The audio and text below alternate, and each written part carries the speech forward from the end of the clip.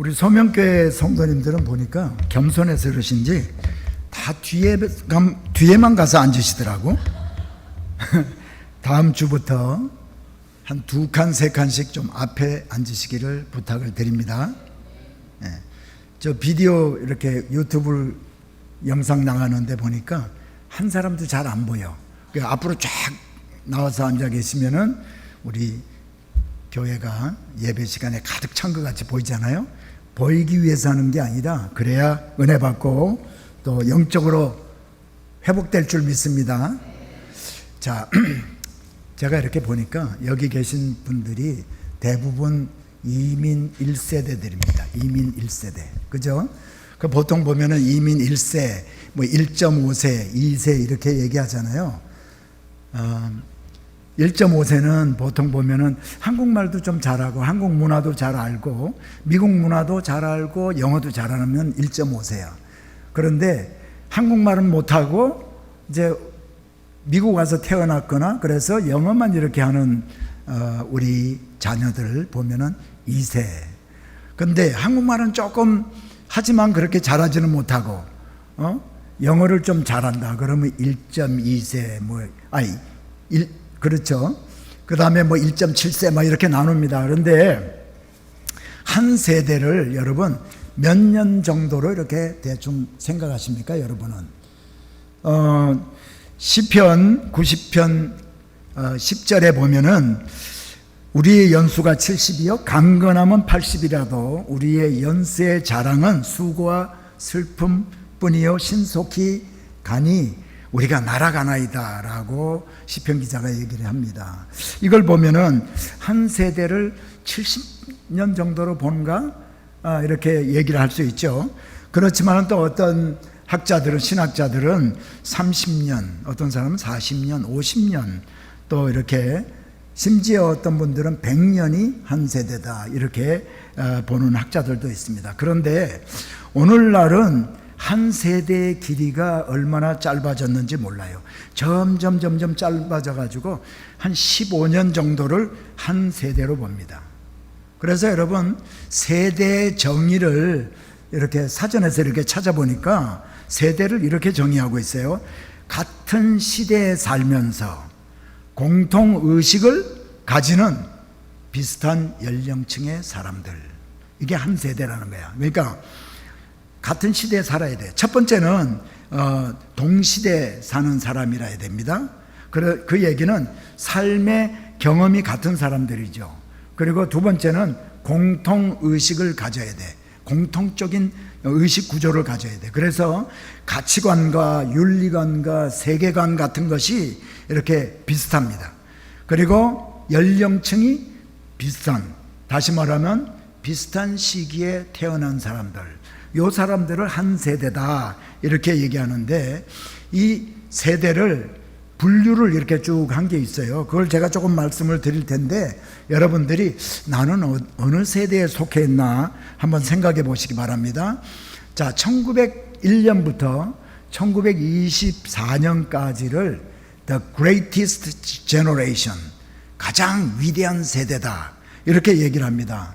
왜 그런가 하니까 이 때를 태어난 사람들은 미국의 대공황기를 경험을 하고요, 세계 제2차 대전을 경험했습니다. 그리고 이 사람들은 그 다음 세대인 베이비 부모들의 부모 세대들입니다.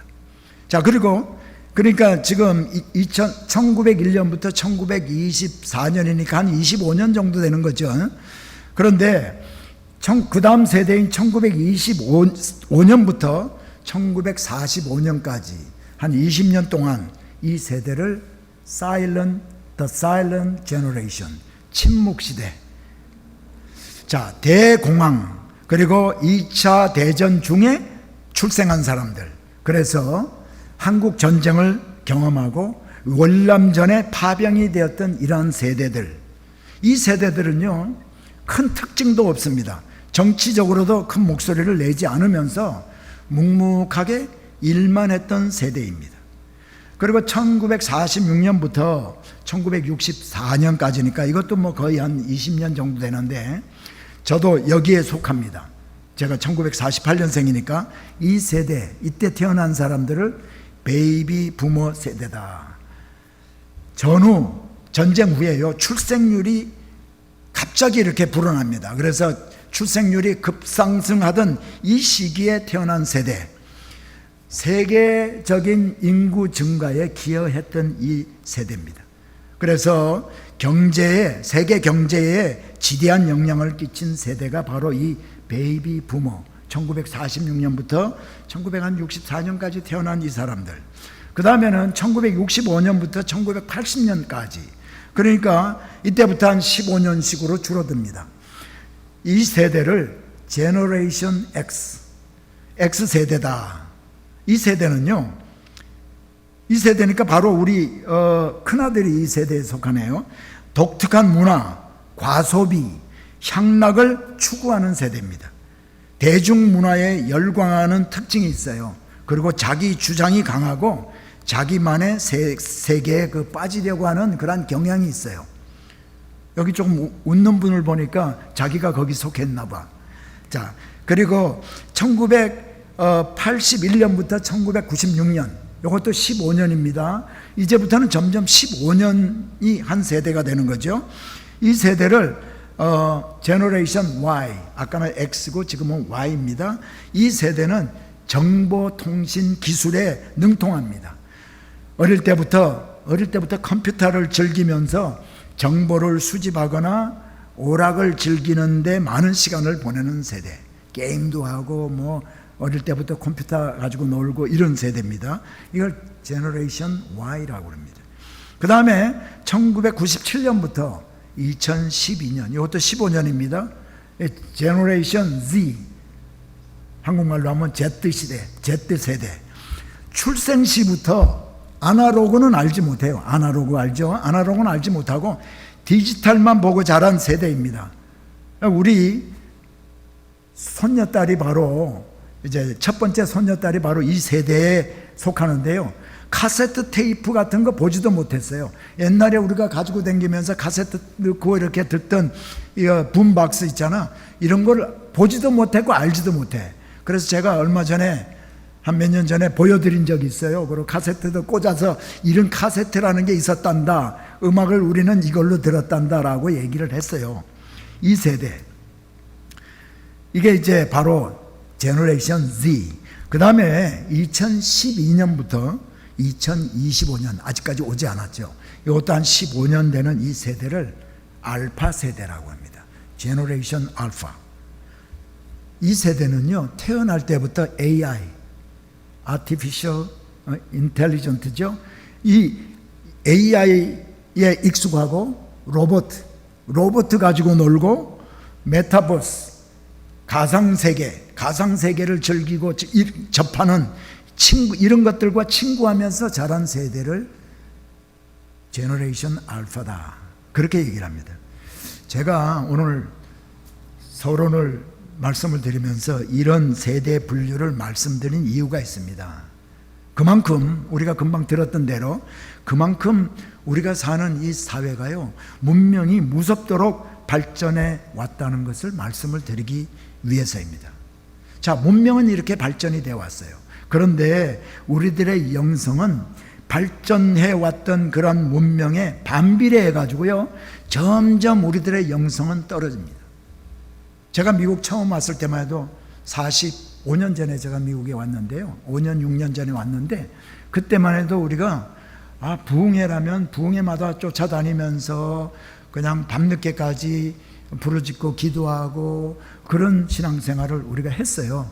근데 이제는, 그리고 뭐 제가 또 이 LA에 온 지가 지금 35년이 됐는데, 처음 LA 왔을 때 우리가 은혜한인교회를 다닐 때 산상 부흥회를 가가지고요, 연휴 때마다 1년에 2번 2박 3일 이렇게 산에 가가지고 텐트 치고 부흥 집회를 했습니다.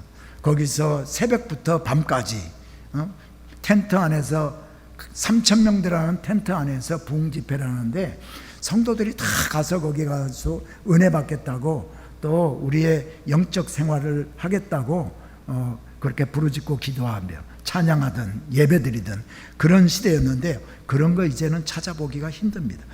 이제는 기도원도요, 시설이 좋아야 사람들이 그 기도원에 가고, 저렇게 이렇게 텐트 치고 있는 그런 기도원에는 우리가 가지가 않아요. 왜냐? 우리의 영성이 그만큼 떨어졌기 때문입니다.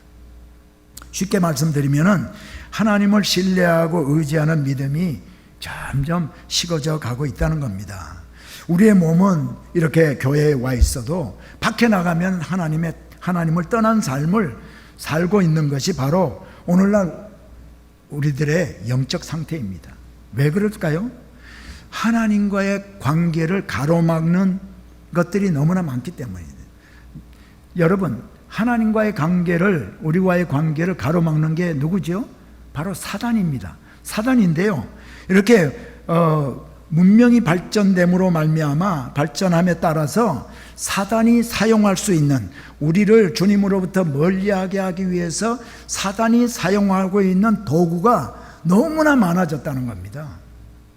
게임도 있고 전화기도 있고 뭐 마약도 있고 너무나 많아졌기 때문에 점점 우리의 영적 상태는 이렇게 악화되고 있는 겁니다.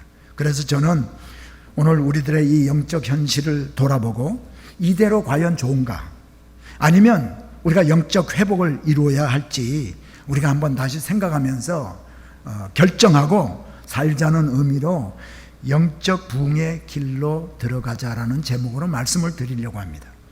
오늘 본문은 호세아서 6장 1절로부터 3절입니다. 함께 우리가 합독을 합니다. 자, 우리가 1절부터 3절까지 합독합니다. 시작. 오라, 우리가 여호와께로 돌아가자. 여호와께서 우리를 찢으셨으나 도로 낫게 하실 것이요, 우리를 치셨으나 싸매어 주실 것임이라. 여호와께서 이틀 후에 우리를 살리시며 셋째 날에 우리를 일으키시리니 우리가 그의 앞에서 살리라. 그러므로 우리가 여호와를 알자. 힘써 여호와를 알자. 그의 나오심은 새벽빛같이 일정하니 비와 같이, 땅을 적시는 늦은 비와 같이 우리에게 임하시리라 하리라. 오늘 이 말씀을 우리가 잘 이해하기 위해서는 이 말씀의 배경을 좀 알아야겠죠. 자, 오늘 이 말씀은 바로 호세아서에 있는 말씀인데, 호세아서는 호세아가 기록한 말씀입니다. 호세아는 누구인가 하면 북왕국 이스라엘이 주전 722년에 사마리아가 멸망함으로 말미암아 이 북왕국 이스라엘이 멸망했는데, 그 멸망하기 직전에 이렇게 살면서 하나님의 말씀을 선포하던 선지자가 바로 호세아입니다. 북왕국에서 활약했던 대표적인 선지자 몇 명을 이렇게 여러분에게 말씀드리면, 엘리야가 있어요. 또 엘리사가 있습니다. 그런데 이 두 선지자는 선지서를 기록하지 않은 선지자입니다. 그런데 호세아 말고도 아모스라든가 요나라는 선지자는 하나님의 말씀을 책에 기록한 선지자들입니다. 그래서 우리에게 선지서 중에 호세아서, 아모스서, 요나서가 우리에게 있는 거예요. 자, 그런데 북왕국 이스라엘에 이 당시 북왕국의 모든 그 왕들은 타락한 왕들입니다. 하나님께 불순종한 왕들입니다. 그래서 성경은 그 모든 왕들에게 여로보암의 길로 행했더라 라고 하면서 악한 왕으로 선포하고 있습니다. 선언하고 있습니다. 자, 북왕국 이스라엘의 모든 왕들이 하나님께 범죄했습니다. 그러니 일반 백성들은 말할 거 없겠죠. 얼마나 타락했겠습니까? 바알을 섬기고 아세라를 섬기고 하나님 말씀에 거역해서 음란한 삶을 살고 이렇게 살았던 때가 바로 이스라엘인데, 그 중에서도 이 멸망당할 이때가 가장 심각했었죠. 하나님은 그런데 하나님의 곁을 떠난 이스라엘 백성들을 이 음란한 여인 고멜로 이렇게 비유를 합니다. 그리고 호세아에게 음란한 여인 고멜을 맞이해서 아내로 맞이하라. 그리고 음란한 자식을 낳으라라고 얘기를 합니다.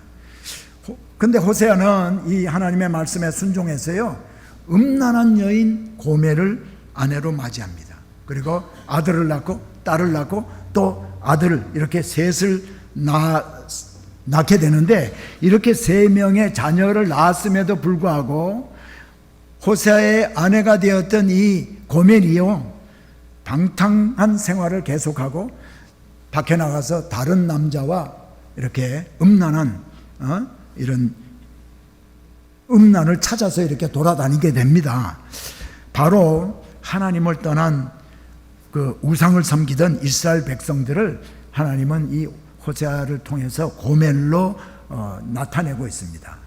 자, 고멜이 이 호세아와 고멜 사이에 3 자녀가 태어나는데, 이제 첫째 아들 이름이 이스르엘, 둘째 딸이 로루하마, 그 다음에 셋째 아들이 로암미. 그런데 이 첫째 아들 이스르엘의 이름의 뜻이 뭐냐? 모든 이스라엘 족속의 나라를 패하겠다 라는 의미가 있고요. 둘째 딸 이름은 뭐라고요? 로루아마인데, 결코 내가 너희들을 용서하지 않겠다, 이 의미가 있고요. 셋째 아들 로암미의 의미는요, 내 백성이 아니다, 너희는 내 백성이 아니고 또 나는 너희 하나님이 되지 않겠다라는 의미가 있는 이름입니다. 다시 말하면 하나님이 이스라엘의 후손들에게 계속해서 이렇게 불순종하고 범죄하는 삶을 살게 되면은 너희들을 용서하지 아니하고 이스라엘 나라를 패해버리고 또 너희들은 내 자녀가 아니야 하는 것을 비유적으로 말씀한 것이죠. 바로 이스라엘 백성들에게 하실 징계와 그러한 괴로움을 비유적으로 표현하고 있는 겁니다. 그런데 하나님은 호세아에게 이렇게 얘기합니다. 다른 남자에게 한눈 팔려 쫓아다니면서 음란한 삶을 살고 있는 그 고멜 가서 다시 데리고 와라. 돈을 주고 사서 다시 데리고 와라. 그리고는 다시는 그렇게 배반하지 아니하고 남편을 잘 섬기며 살도록 타이르라고 이제 호세아에게 얘기를 합니다. 이것이 여러분 바로 하나님의 마음입니다. 비록 하나님께서 계속해서 너희들은 내 백성이 아니야 하고 말씀은 하셨지만은 궁극적으로는 내가 너희들 긍휼히 여기고 있다. 이게 바로 하나님의 마음입니다. 이 하나님의 마음을 깨달은 호세아가 이스라엘 백성들에게 선포하는 말씀이 오늘 호세아 6장 1절로부터 3절입니다. 간곡하게 호소하는 말씀이 오늘 본문인데요. 본문을 제가 다시 한번 읽어드릴 테니까요, 본문을 들으시면서 한번 생각하시기 바랍니다. 오라, 우리가 여호와께로 돌아가자. 여호와께서 우리를 찢으셨으나 도로 낫게 하실 것이요, 우리를 치셨으나 싸매어 주실 것입니다. 여호와께서 이틀 후에 우리를 살리시며 셋째 날에 우리를 일으키시리니 우리가 그의 앞에서 살리라. 그러므로 우리가 여호와를 알자. 힘써 여호와를 알자. 그의 나오심은 새벽빛같이 일정하니 비와 같이, 땅을 적시는 늦은 비와 같이 우리에게 임하시리라 하리라. 오라, 우리가 여호와께로 돌아가자. 여러분, 이 호세아 선지의 간절한 호소를 오늘 우리들도 귀담아 들어야 합니다. 왜 그래야 할까요?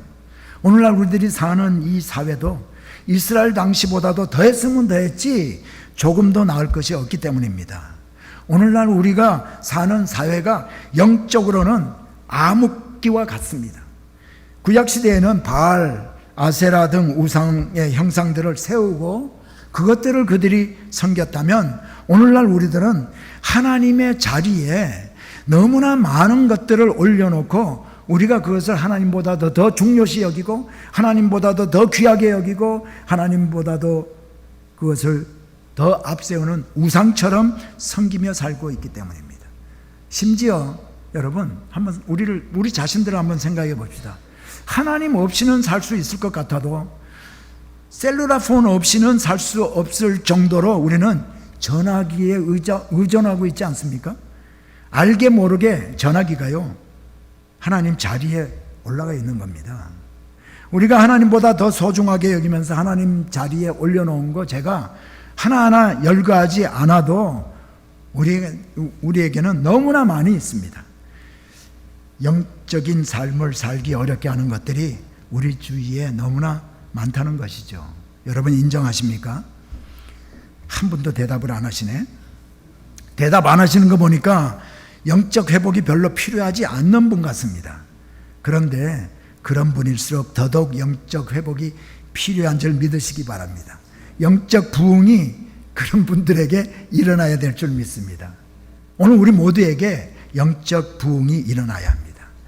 우리에게 영적 회복이 일어나고 또 영적 부흥이 일어나야 하는데, 그러려면 우리가 어떻게 해야 되는가? 오늘 이게 우리 말씀의 핵심입니다. 우리가요, 집에 가려면 집에 가는 길이 있어요. 교회로 오려면 교회로 가는 길이 있습니다. 그런데 영적 부흥을 원하고 영적 회복을 원한다면 영적 회복의 길로 우리가 들어서야 됩니다. 그 첫 번째 관문이 있는데 이게 바로 뭐냐? 영적 회복의 필요성을 우리가 인정하는 겁니다. 1절 다시 한번 읽겠습니다. 오라 우리가 여호와께로 돌아가자. 여호와께서 우리를 찢으셨으나 도로 낫게 하실 것이요 우리를 치셨으나 싸매어 주실 것임이라. 여호와께서 우리를 치셨으나 찢으셨으나, 여러분 찢김을 당하고 여호와 하나님이 우리를 치셨고 우리를 다시 돌아오게 하셨는데도 불구하고 우리가 그걸 못 깨닫고 있으면 영적 회복의 길로 못 들어갑니다. 그러니까 내가 영적 회복으로의 길로 들어가야겠다, 이 인정하는 이 일이 먼저 있어야 됩니다.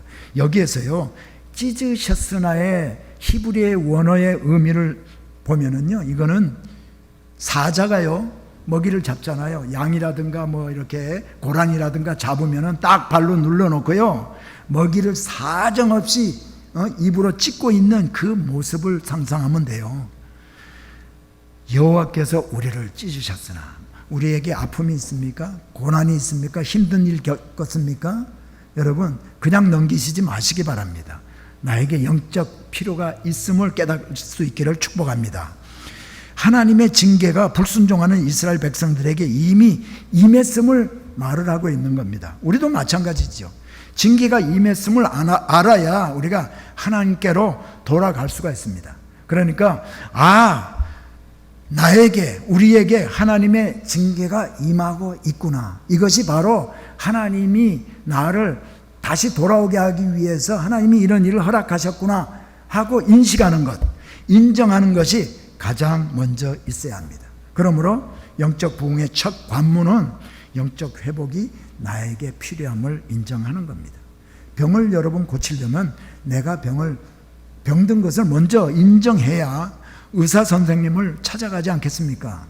최소한 내 몸이 뭔가 이상하다, 내 몸에 이상이 생긴 것 같다 정도라도 인정해야 의사 선생님을 찾아가겠다고 어포인트를 할 거 아닙니까?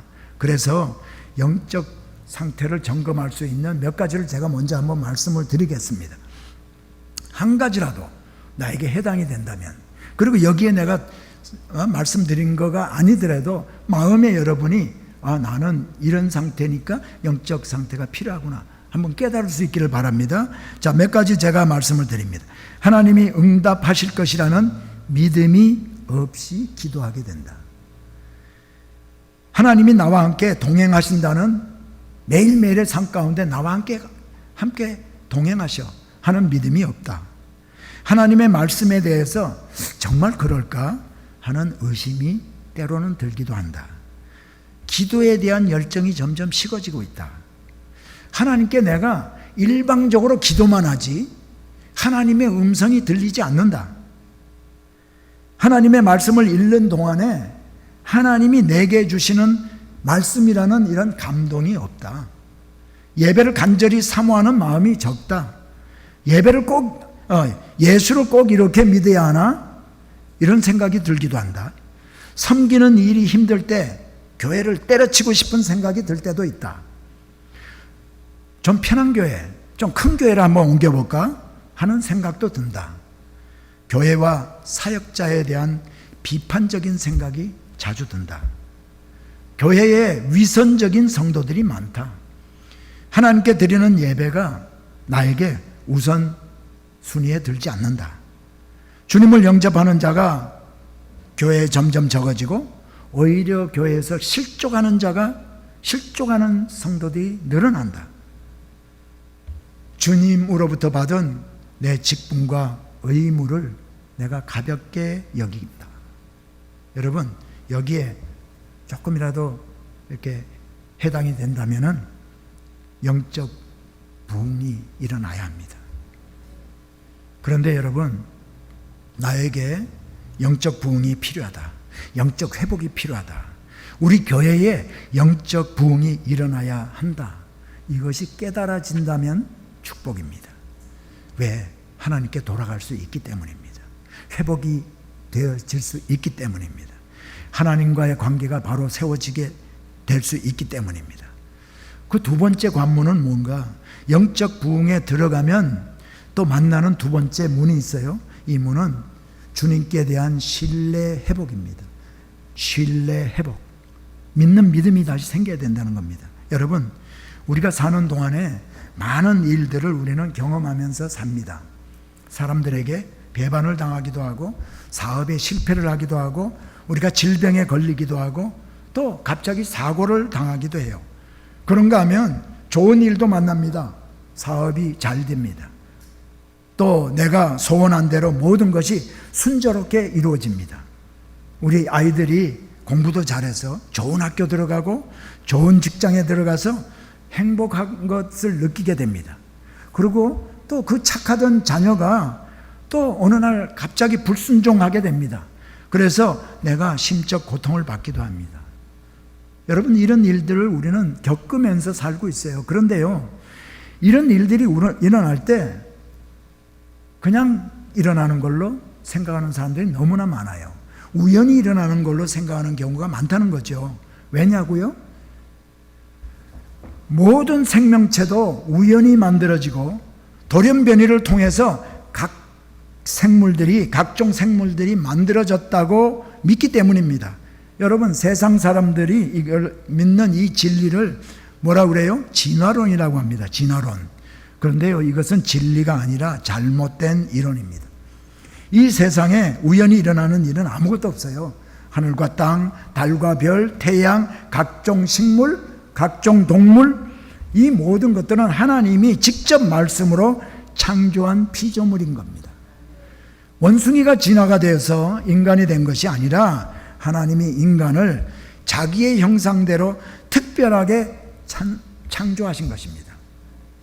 여러분, 모세가 40년 바로의 궁에서 살고 40년 미디안 광야에서 도망가서 살고 40년 이스라엘 백성들을 데리고 광야에 나가서 삽니다. 120년 살다가 세상을 떠났는데요. 하나님이 부르심 받아서 세상을 떠났죠. 그런데 이 모세의 일생, 이것이 우연입니까? 하나님의 철저한 계획과 주관 아래서 이루어진 일이에요.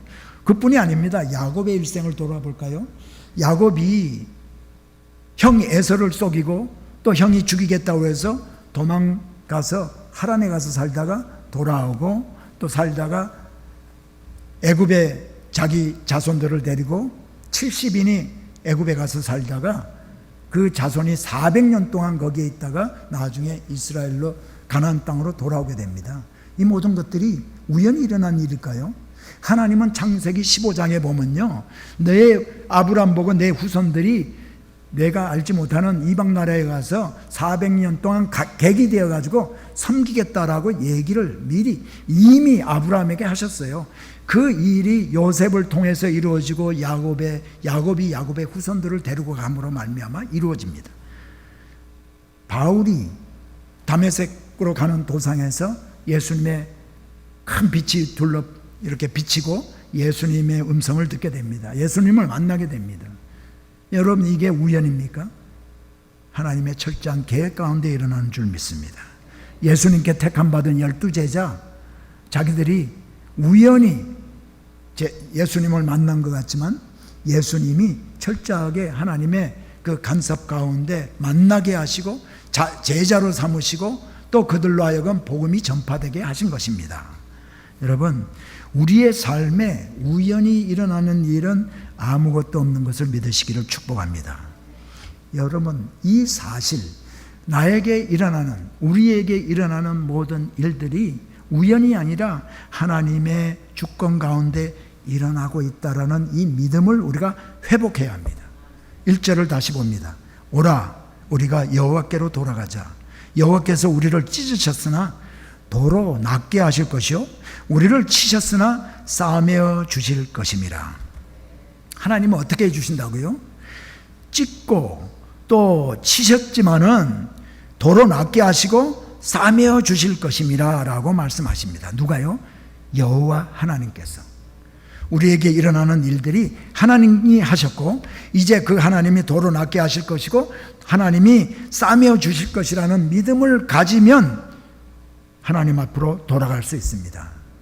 아니, 말로만이 아니라 하나님께로 정말로 돌아가게 됩니다. 그러므로 우리의 삶을 주관하시는 분은 하나님이시라는 이 사실을 믿는 믿음을 회복해야 합니다.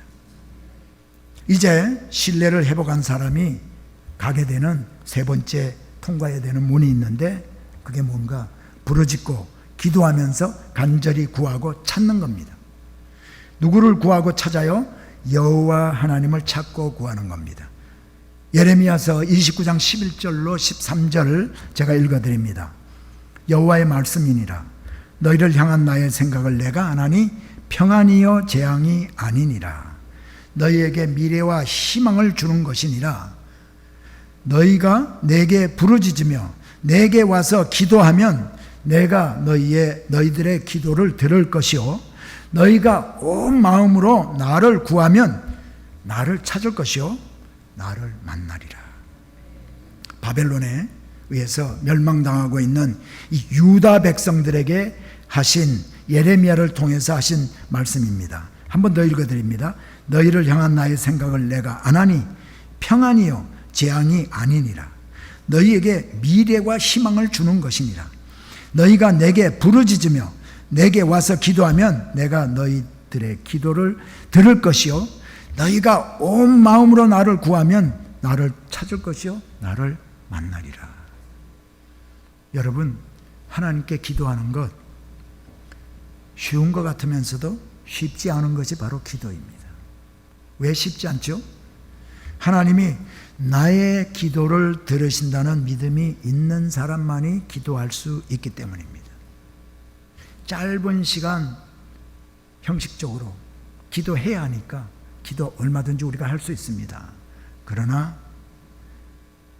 내가 온 마음으로 구하고 찾으면은 나를 만나 주시겠다는 그 주님을 만나고자 하는 그러한 열정과 믿음이 있는 자만이 주님 앞에 부르짖고 기도할 수 있는 겁니다. 혹시 여러분 기도를 쉬고 있지는 않은지요? 예전에 그렇게 뜨겁게 기도하던 그 기도빨이 이제는 멈춰 있지는 않은지요? 기도해도 응답받지 못할 것 같아서 실망하고 있지는 않은지요? 하나님은 택한 자녀들의 기도를 꼭 들으실 뿐만이 아니라 말씀으로 여러분과 저를 인도해 주시는 겁니다. 우리 가운데는 자기에게 하신 하나님의 말씀을 들어본 적이 없다는 분들이 있을지도 모르겠습니다. 성경을 읽고 기도를 했는데 하나님이 나에게는 왜 말씀을 안 해? 나는 못 들어서 하나님의 말씀을. 이런 분들이 있을 수 있어요. 근데요, 하나님은 하나님의 자녀에게요 꼭 말씀을 해 주십니다. 왜? 우리가 하나님의 자녀이기 때문에, 천국 백성이기 때문에. 그런데요, 못 듣는 것이 아니라, 듣지 못하거나 하나님이 말씀을 하지 않는 것이 아니라 내가 말씀하셨는데도 불구하고 깨닫지 못하는 겁니다. 여러분, 제가요 이렇게 집회를 나가거나 설교를 하게 되면 우리 집사람이 오늘처럼 늘 앞에 앉아요. 앞에 앉는데 나는 설교하다가 내 얼굴을 이렇게 우리 아내의 얼굴을 쳐다보면 내가 오늘 죽었구나, 설교에 죽을 썼구나, 아니구나, 그렇게 해도 괜찮게 했구나, 이거를 말을 안 해도 제가 알아요. 표정 보면 아니까. 여러분이 자녀들 있죠? 자녀들 방에 문 열고 들어갔어. 근데 들어갔다가 그 아들이 거기 있어요. 근데 보고는 참 이러고 나와. 그럼 그 아들이 엄마가 무슨 말 하려고 그러는지 알겠어요? 모르겠어요? 알아요. 정말 지저분하게 사네, 좀 치우고 살지, 이거 얘기하는 거 아니겠어요? 그것처럼 우리가 기도할 때 꼭 하나님이 음성으로 말씀해 주지 않아도요, 감동으로 내가 이렇게 살아야겠구나 하는 마음이 들면 여러분, 그거 하나님이 여러분에게 말씀하시는 거예요. 이렇게 내가 하면 안 되겠네, 말씀을 좀 읽어야겠네, 기도 열심히 해야겠네, 교회 열심히 나가고 하나님 잘 섬겨야겠네, 이런 마음이 들거나, 또는 때로는 또 음성으로 들려주시기도 합니다. 자, 하나님의 약속의 말씀은 오늘 2절에서도, 본문 2절에도 계속됩니다. 2절 읽어보죠. 여호와께서 이틀 후에 우리를 살리시며 셋째 날에 우리를 일으키시리니 우리가 그의 앞에서 살리라. 낫게 하시고 싸매어 주실 뿐만이 아니라 우리를 살리시고 우리를 일으키셔서 하나님 앞에 살게 하시겠다고 하셨습니다. 여기에서요, 호세아 선지가 이틀 후에 살리시고 셋째 날에 일으키시라 했습니다. 이틀 후에, 셋째 날에 무슨 말일까요? 회개하고 돌아가기만 하면 우리의 영적 회복을 속히 이루어 주시겠다는 말씀입니다. 이 믿음 가지고 기도로 주님께 나아가면 영적 회복이 이루어지고 그때부터 우리 모두가 영적인 삶을 살게 될 줄 믿습니다. 또 한 가지 호세아가 강조하고 있는 것은 바로 3절입니다. 그러므로 우리가 여호와를 알자, 힘써 여호와를 알자. 그의 나타나시면 새벽빛같이 어김이 없나니 비와 같이 땅을 적시는 늦은 비와 같이 우리에게 임하시리라 하니라. 여러분은 하나님을, 우리 주님을 어떻게 알고 또 얼마나 알고 계십니까? 하나님을 알지 못하는 것이 문제입니다. 알지 못하니까 구하지 않고 찾지 않는 것입니다. 하나님은 내 백성이 지식이 없어서 망하는 도다 하셨습니다. 그러나 사도 바울은 빌립보서 3장 8절과 9절 전반전에서 이렇게 고백합니다.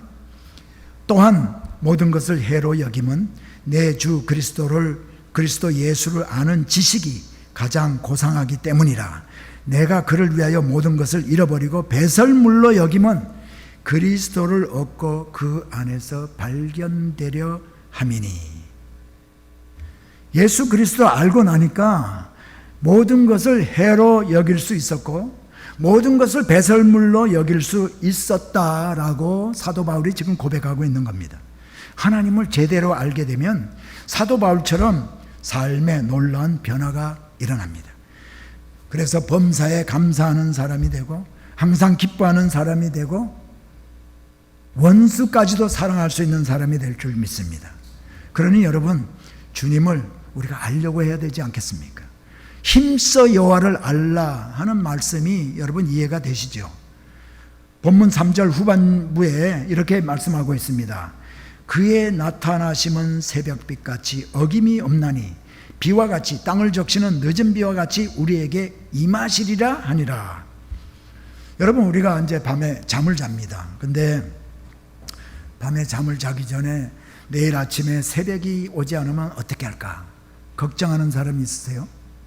물론 우리 그 주님이 우리를 불러가면 새벽 못 맞이합니다. 그런데 그렇지 않는 이상은요, 새벽은 항상, 새날은 항상 일정하게 오지 않습니까? 여러분, 걱정하지 않아도 돼요. 그러니까 밤이 지나면 새벽이 어김없이 찾아오기 때문입니다. 하나님도 그런 분이라는 거예요. 어김없이 우리와 함께 하시고 약속하신 말씀을 말씀대로 이루어 주신다는 말씀입니다. 성경은 뭐라고 얘기합니까? 세상 마지막 날이 꼭 있다라고 얘기를 하고 있어요. 예수 믿지 않으면 지옥에 가서 영원한 벌을 받으며 살게 되고, 그러나 예수 믿으면 구원받고 하나님의 자녀가 되고 천국 백성이 되고 그래서 영원한 삶을 천국에서 산다고 말하고 있습니다. 여러분 이걸 믿습니까? 지식적으로 말고요. 그냥 제가 물어보니까 아멘 하지 마시고 성경이 그렇다고 기록하고 있으니까 막연히가 아니라 실제 삶에서 하나님의 말씀을 경험하고 체험한 사실에 근거한 믿음이 있어야 합니다. 이 말씀이 믿어지려면요, 확실하게 믿어지려면 우리가 매일 읽는 성경 말씀을 말씀 그대로 순종하면서 살아보고 그대로 이루어지는구나. 하나님의 말씀은 1.1획도 변함없이 이루어지는구나 하는 것을 실제 피부로 느끼고 살면 이 말씀이 의심 하나 없이 믿어지게 되는 줄 믿습니다. 그래서 힘써 여호와를 알기 위해서는 하나님의 말씀을 삶에서 우리가 직접 경험해 봐야 합니다. 성경을 몇 독 했습니까?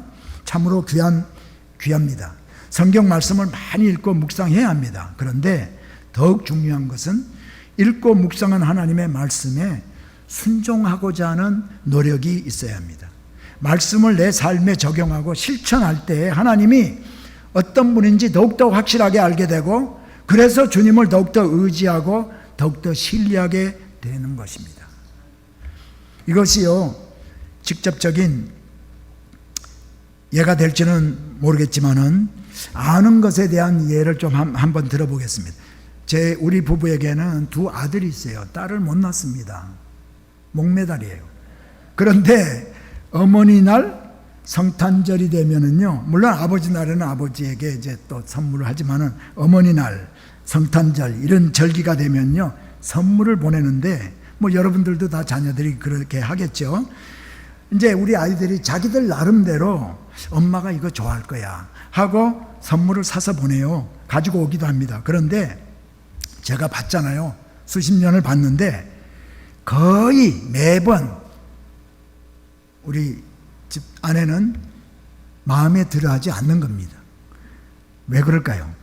엄마가 좋아하는 것을 아이들이 잘 모르기 때문이에요. 그 선물 받고 나면 색깔이 마음에 안 든다. 스타일이 마음에 안 든다. 길이가 길다.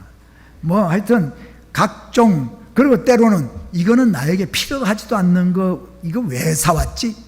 여러분 이렇게 마음에 들어 하지 않습니다. 그래서 제가 어떻게 했어요? 우리 아이들에게 앞으로는 돈을 보내라. 돈을 보내되 될수록 많이 보내라. 왜? 많이 보내기만 하면 좋아하는 거를 내가 너무나 잘 알거든. 그 돈으로 자기 좋아하는 거 사면 되잖아요. 그러니까 돈을 보내라. 그래서 우리는 때만 되면 돈이 왔다 갔다 합니다. 여러분, 우리 아이들보다 45년 이상을 같이 살았던 내가 경험적으로 우리 아내를 더 잘 알지 않겠습니까? 여러분, 이처럼 경험을 해야, 하나님의 말씀도 경험해야 하나님을 더 잘 알게 되는 겁니다. 하나님은 우리들의 필요를 너무나 잘 아세요. 3절의 말씀을 세 번역으로 보면 더욱더 이해가 잘 됩니다. 그래서 6장 3절을 제가 세 번역으로 좀 올려달라고 했는데 우리 함께 읽어볼까요? 시작. 우리가 주님을 알자. 새벽마다 여명이 오듯이 주님께서도 그처럼 어김없이 오시고 해마다 쏟아지는 가을비처럼 오시고 땅을 적시는 봄비처럼 오신다. 아멘.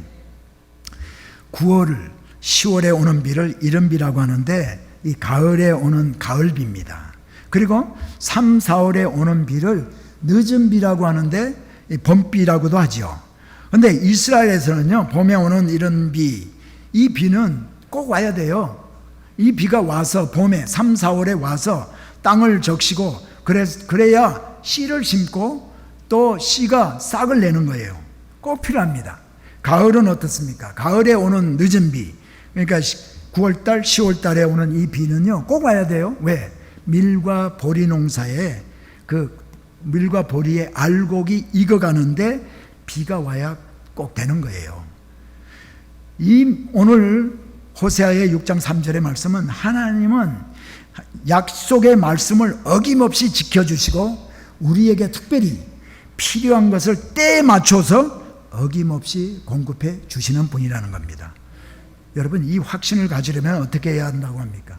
순종함으로 주님을 경험해야 한다고 했습니다. 그렇게 주님을 경험적으로 알게 되면 우리가요, 주님께 부르짖고 구하고 찾게 되는 겁니다. 그런데 나 혼자만이 아니라 여기에 보니까 우리가라고 얘기를 하고 있어요. 우리가 함께 주님을 경험하고 주님을 알아가는 일에 힘쓰라는 말이죠. 지금은 우리 모두에게 영적 회복이 필요할 때입니다. 우리 소명교회가 영적 침체를 딛고 일어나 영적 부흥의 길로 들어가야 할 때입니다. 그래서 내가 살고 우리 교회가 살고 우리 주위를 살리기 위해서 영적 회복이 있어야 할 때입니다. 우리 교회가 영적으로 회복하려면 영적인 일에 하게 되면은 우리 소명교회가 영적으로 회복되고 영적 부흥이 일어나게 되면은요, 영적인 일에 미지근했던 사람들의 마음에 불이 붙게 됩니다. 정지가 듣지 않았던 사람들이 죄를 회개하게 됩니다. 불만으로 가득 찬 삶에 그들의 마음에 삶의 활기가 넘치게 됩니다.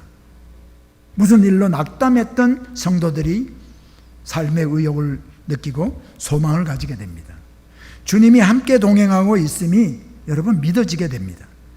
그리고 주님의 음성도 듣게 됩니다. 하루하루의 삶이 감사로 충만하게 됩니다. 그리고 항상 기뻐하면서 살게 됩니다. 여러분, 우리가 이런 삶을 한번 살아봐야 되지 않겠습니까? 영적 부흥이 우리 각자에게, 그리고 우리 교회 모든 성도들에게, 우리 교회에 이루어지기를 축복합니다.